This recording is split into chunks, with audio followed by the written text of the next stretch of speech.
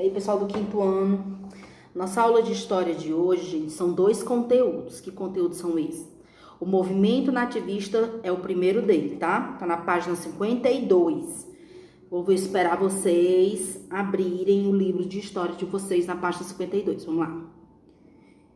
Enquanto isso, me contem aí o que foi que aconteceu com vocês nesse período de quarentena. Quem fez os desafios? Vamos lá, pegando o material, o livro de história, página 52. Pegou? Vamos lá. Movimentos nativistas. O que eram o que era, gente, esse movimento nativista? Gente, os movimentos nativistas, eles aconteceram no final do século XVII e início do século XVIII. Aconteceram por volta desse período, certo? E o que era? Era quando os colonos, as pessoas que moravam nas colônias, se revoltaram contra o governo português. O governo começou a chamar esse movimento de revolta nativistas, porque eram os nativos da terra contra o domínio português, contra os estrangeiros, não só os portugueses, né? Contra os estrangeiros, porque a gente sabe que a Holanda invadiu, a França, enfim, certo? Era tipo como fosse uma guerra, eles estavam batalhando. O primeiro movimento nativista foi a Revolta dos Beckmans. Esse movimento aconteceu no Maranhão, em 1684, e foi liderado por duas pessoas, os dois irmãos, Manuel e Tomás Beckman, certo?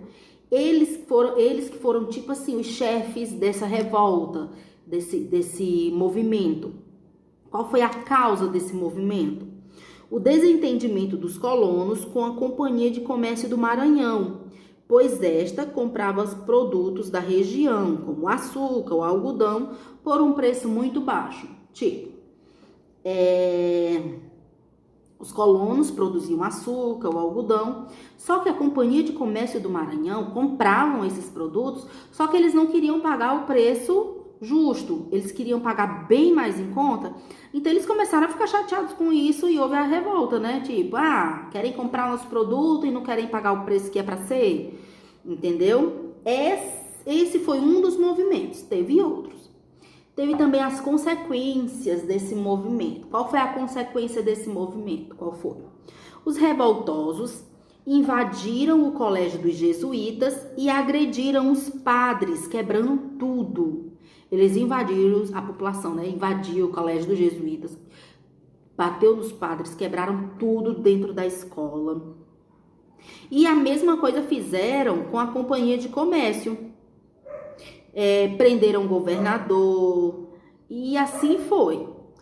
E o término, como foi que isso terminou? Após um ano, o governo português mandou um novo governador que enfrentou e derrotou os irmãos que eram os chefes desse movimento, certo? Teve outro movimento que foi a Guerra dos Emboabas. Esse movimento nativista decorrente da rivalidade entre os paulistas e os emboabas, que eram gente que vieram de fora, principalmente os portugueses. Os emboabas eram liderados por Manuel Nunes Viana, esse era o líder dos emboabas. Esse movimento aconteceu em Minas Gerais, de 1708 a 1709, um ano. Né? Aconteceu durante um ano. Qual foi a causa disso? Os bandeirantes paulistas achavam que as minas deveriam pertencer apenas aos paulistas, porque foram eles que descobriram o ouro. Então eles achavam que as minas deveriam pertencer somente a eles. Aí por isso que houve esse movimento, né? Qual foi a consequência disso? O maior combate aconteceu no local que ficou conhecido como Capão da Traição, porque os paulistas caíram em uma emboscada. O que é uma emboscada? Uma armadilha, uma cilada, preparadas pelos emboabas. Muita gente, coitados, né? Como foi que terminou isso? O rei de Portugal criou a Companhia de São Paulo e Minas de Ouro, regulamentou a cobrança do quinto, a coroa passou a controlar a exploração das minas e expulsou os paulistas que foram explorar em outras regiões. Teve também a Guerra dos Mascates. O que foi isso? Esse movimento nativista importantíssimo aconteceu em Pernambuco no ano de 1710 até 1711, provocado pela rivalidade entre senhores de engenho de Olinda e os comerciantes portugueses de Recife. Esses comerciantes eram chamados de mascates, por isso que o movimento é conhecido como a Guerra dos Mascates. Quem foi o chefe? Quem foram os chefes? Foram os senhores de engenho olindenses, senhores de engenho que moravam em Olinda, e os mascates, que eram os portugueses que moravam no Recife. Eles chefiaram esse movimento, essa Guerra dos Mascates. Qual era a causa disso? Olinda era sede da capitania de Pernambuco. Seus habitantes, em grande maioria, eram ricos. Recife era habitado por comerciantes portugueses, que eram os mascates. Nessa época mesmo, com o açúcar em decadência, os aristocratas, ou seja, os ricos de Olinda, procuravam conservar seus privilégios políticos. E Recife era tipo assim, subordinada, tinha que seguir como Olinda quisesse, o povo de Recife, entendeu?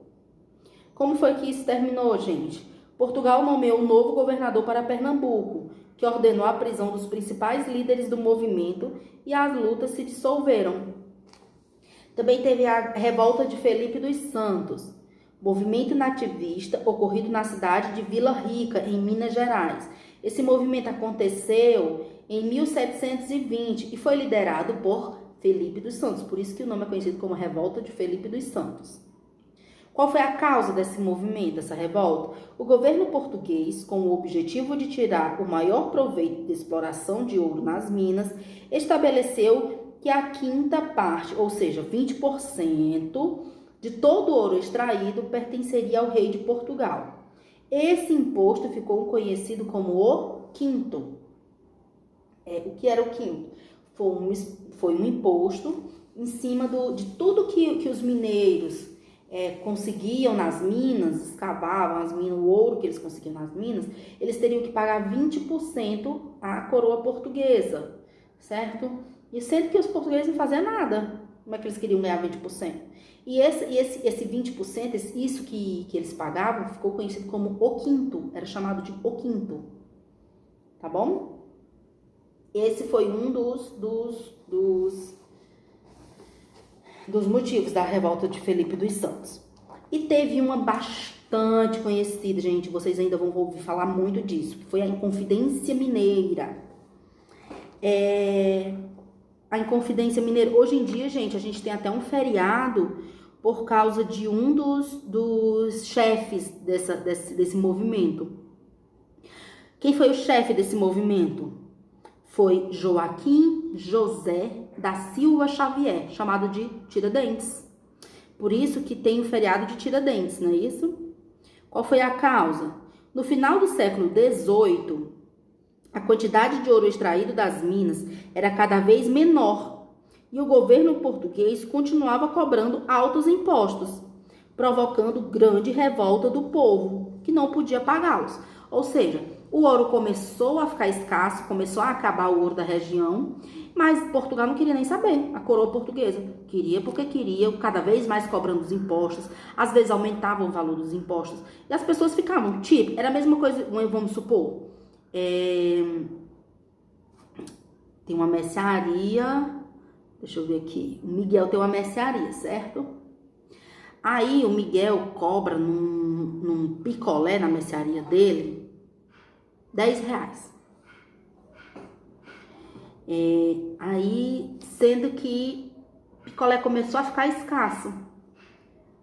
De tanto comprarem picolé e tudo, começou a ficar escasso. As fábricas não estavam mais, produzindo picolé. Mas mesmo assim, em vez do Miguel diminuir o valor do picolé, não, ele fazia era aumentar. Ah, o picolé agora, já que não tem tanto, vai valer R$11, 12, entendeu? Aí, com isso, as pessoas ficavam revoltadas. Cara, mas não tem, então como é que a gente vai pagar se não tá tendo? Aí houve a revolta, certo? Para forçar o povo a pagar os impostos atrasados, o governo criou uma lei que permitia a invasão das moradias e a retirada dos bens das pessoas, os bens que as pessoas possuíssem. Essa forma de cobrança era chamada de derrama. Ou seja, se eu tivesse devendo as minhas minas ao governo, não tinha como pagar, eles invadiam a casa e pegavam os bens, o que eu tivesse em casa, e levavam. Era conhecido como derrama, certo? Esse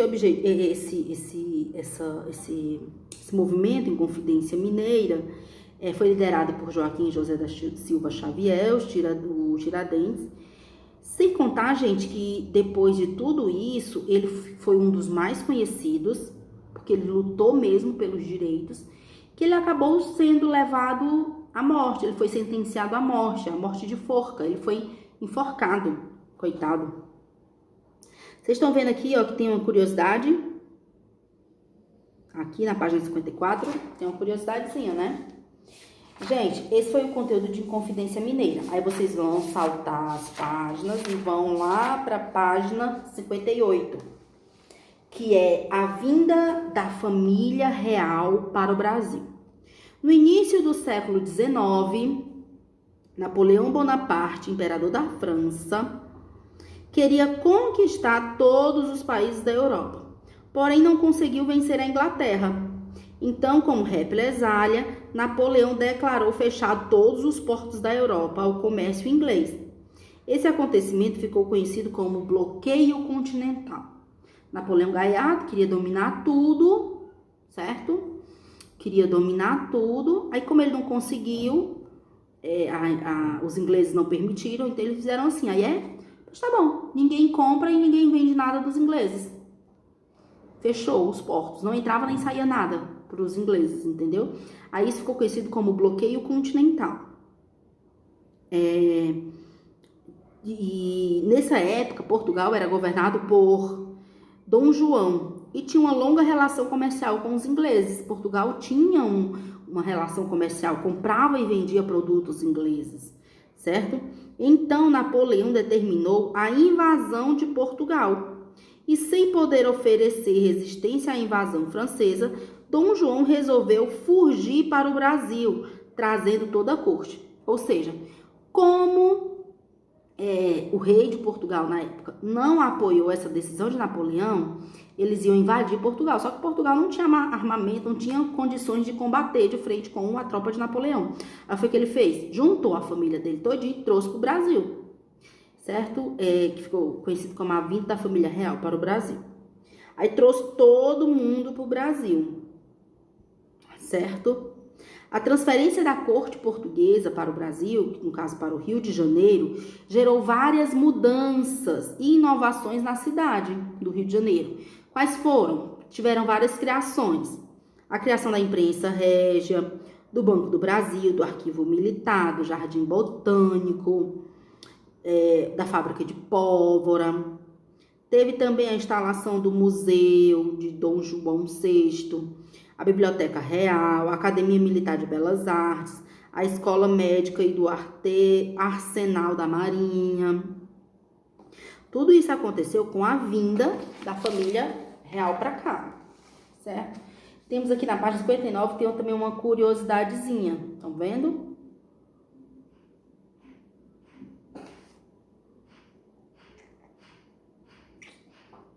Curiosidade massa. Então, gente, como é que vocês vão fazer? Vocês vão dar uma lidazinha nesses dois textos, tá? Esse texto da vinda da família real é página 58 e 59. E as atividades vocês vão resolver seguindo a agenda eletrônica. Gente, não se esqueçam. A resposta para essas atividades, todas as respostas estão no texto. Pesquisa no texto que encontra a resposta. Tudinho bem direitinho. Certo? Vocês vão fazer isso, responder bem direitinho as atividades. E até a próxima.